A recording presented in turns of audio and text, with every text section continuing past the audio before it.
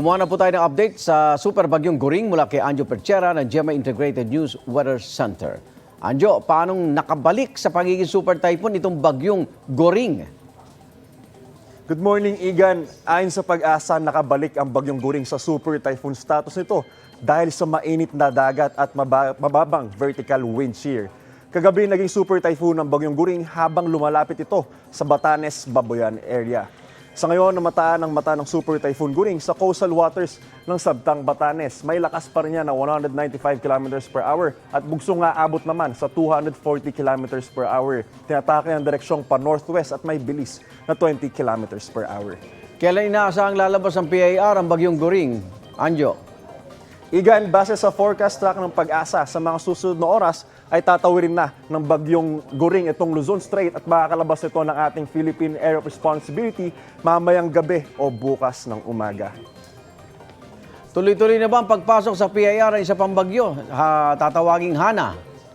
Tama, Igan, ngayong umaga inaasahang nasa loob na ng PAR ang severe tropical storm na may international name na Haikui. Tatawagin naman yan na Hana sa local name ayon po sa Pag-asa. Namataan niya ng 1,560 km silangan na extreme northern Luzon. May lakas naman niya na 110 km per hour at bugso nga abot naman sa 135 km per hour. Ang direksyong tinatak niya na pa west-northwest at may bilis naman yan na 15 km per hour.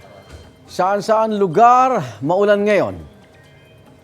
Base sa rainfall forecast ng Metro Weather, napakasungit ng panahon ngayon sa extreme northern Luzon. Ang nakikita nyo nagkukulay orange, red at pink, ibig sabihin niyan ay posible ang heavy, intense at torrential rain sa mga lugar na yan. Kaya dapat maging alerto po tayo sa banta ng baha o kaya naman ng landslide. Uulanin din ng ilang bahagi ng Ilocos Region kasama dyan ang Cordillera, Cagayan, Central Luzon, Mimaropa, ang Calabarzon, Bicol at Western Visayas. Higit na mataas ang tsansa ng ulan sa ibang banig ng bansa pagsapit ng hapon. Posible rin na ulan ngayong araw dito sa Metro Manila. Ako po si Anjo Perchera at yan ang latest mula sa GMA Integrated News Weather Center. Maasahan anuman ang panahon. Know the weather before you go para mag-safe lagi, mga kapuso. Maraming salamat, Anjo Perchera ng GMA Integrated News Weather Center. Mga kapuso, know the weather before you go at mag-subscribe na sa GMA Integrated News sa YouTube. Para sa mga kapuso natin sa abroad, bisitahin ang GMA Pinoy TV at www.gmanews.tv.